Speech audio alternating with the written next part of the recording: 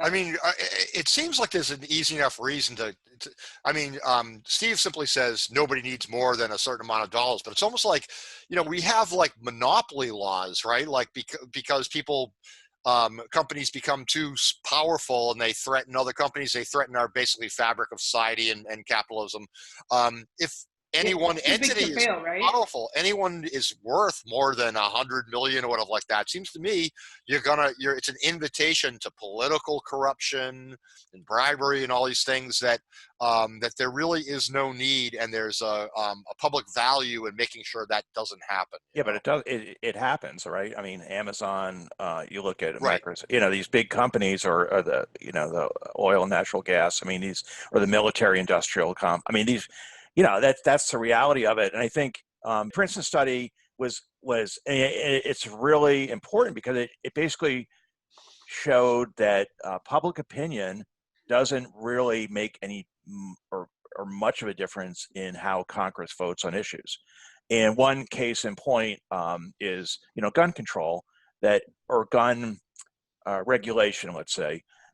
For instance, even among members of the NRA, gun owners, the vast majority support some kind of national gun registry. It's only the top leadership of the NRA that lobbies against that. Nevertheless, this couldn't get through Congress after, I can't even remember which shooting it was, but there was, a call for a national gun registry and maybe some kind of firearms training required for you to get a permit. Just common sense, not taking anyone's, rights away, controlling, automatic weapons, but basically giving people the right to bear arms, but just with some kind of common sense regulation. It didn't matter what public opinion was; it could not get through Congress. I know this article, the Princeton study, looked at a couple of different issues where a public opinion just does not really make a difference. So people are for breaking up these monopolies, or for therefore universal basic income or whatever, getting giving or stopping the wars. It really doesn't matter until they feel threatened. And I think the public unrest was they're like, oh shit, wait a minute, we better throw some crumbs to the crowd because this could get ugly. We better talk about police reform and do some watered down police reform so that people are happy. But as we talked last week, right? It's actually interesting that there are good things that are happening, right? The no-knock warrants. There's action happening on that in Massachusetts. And what was the other one, Daisy, from last week that there was some action in Massachusetts on that was really banning chokeholds. Banning right? it, yeah. Yeah, there were like 2 or 3 like really good things. What you were talking about was that they were going to divert the calls from to mental health workers. The 911 calls that are non-violent. Yeah. Or So I agree that the thinking might be on top, that we got to throw them crumbs, but you know what? It's actually, I think some things are actually happening that will be beneficial, because it doesn't hurt their profits at all to ban chokeholds or whatever. Right. Right. Yeah. And you have to think about if we look at this as like when was it that Martin Luther King Jr. was assassinated? It was when he started talking about the economic implementations and also about the wars, the right? Vietnam War, right? Yeah. Right. When he started, so when you start talking about certain issues, that is when you start to become a threat, right? And so we know by the fact that they have been appeasing us with some of these pieces of legislation that sort of stuff is okay. That doesn't really threaten them.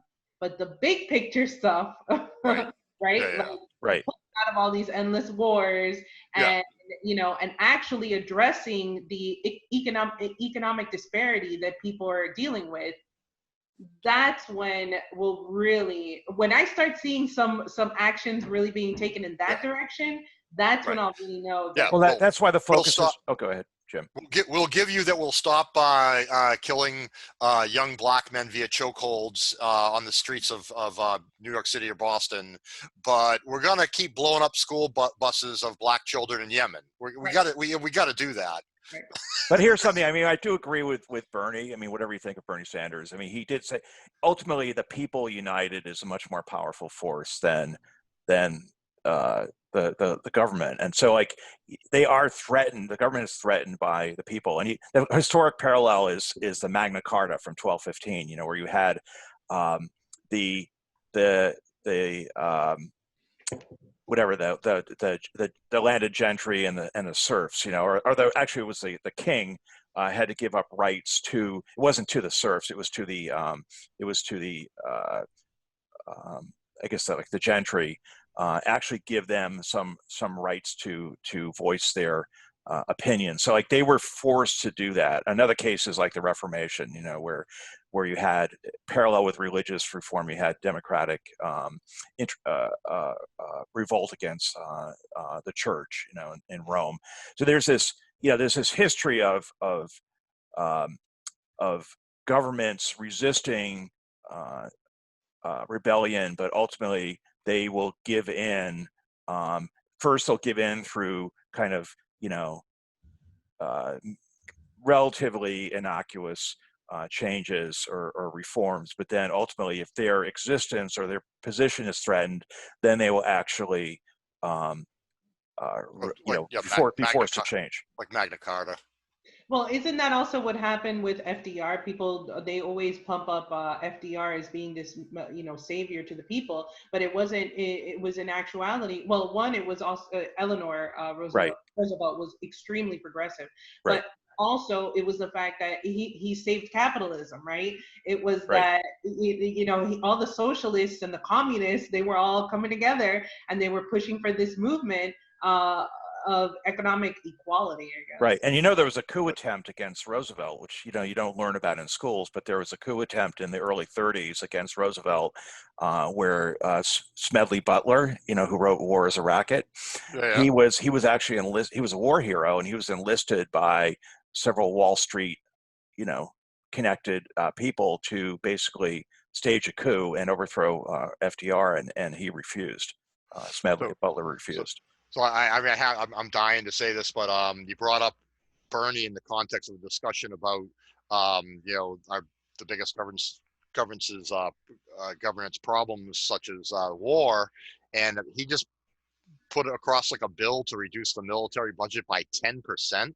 Yeah. Didn't we just raise it by 10%? Isn't he basically giving them that like, you know, isn't that a huge nothing burger?